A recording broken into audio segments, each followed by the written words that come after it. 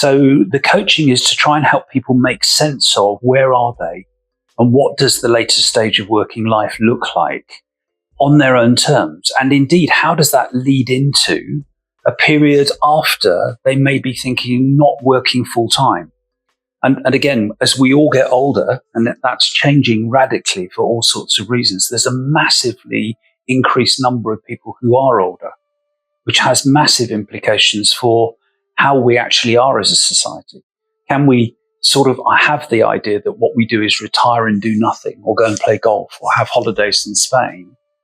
I don't think that's tenable anymore. We have to contribute to society in a way that's radically different to what went on before, in order that the whole of society can be healthy. So part of the coaching is to navigate the way forward from that, to perhaps start to perceive what the full range of choices are that are available, and to actually start to act into that space to make life better for the individual and the context in which they're working, both organizationally and socially. I think it is about, what is it that I actually feel is now what I want to get out of life, is one question, because meaning changes at that stage of life. One is contemplating death in a different way. One's position as a parent is very changing. One's position as a child may be changing as people get older. All of those things are in play. Questions of money. There is a precarity in terms of the income available to older people. And so in the press, you'll see that actually the number of over 50s that are now doing part-time work has increased by 50% over the last 10 years. Massive increase. And therefore, people's attitude towards actually my savings, investment, and how I manage money after my working life changes and the amount of income I get reduces is fundamental. So there are some very practical financial issues around that. Then there are also other issues about, actually, where do I want to be? How do I want to be living? What are the things that are important to me as a kind of an individual? How do I want to grow and use the opportunity that is inherent with this, which is a greater amount of freedom over our own time than we've ever had before?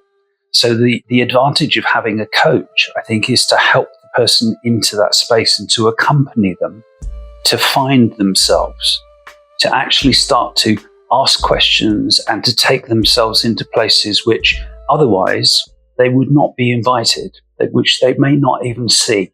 And so therefore it's about having a companion on that potentially liberating but also quite threatening process of change and development that precedes a big life change, that organizations need to be thinking about in context of their diversity agenda, about the needs of older workers. What is the value add that older workers can really bring to the organization that is different? It's not just more of the same.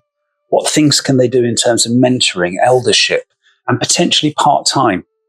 I think there needs to be a paradigm change to the fact that you need to be full-time. Part-time working for the older worker is really important as we go forward. Individually, I think that also means that that people of my age need to be thinking differently about the idea that somehow we're going to stop working and that we're not going to be doing anything and we're going to sort of somehow draw this thing called a pension.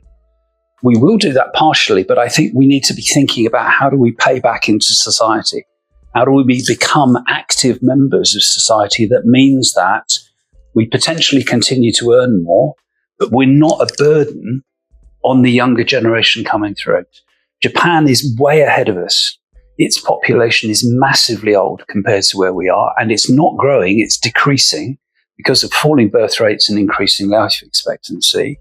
But that whole economy is now facing the reality of what does it mean to have a shrinking and older population, and how does that manage societally?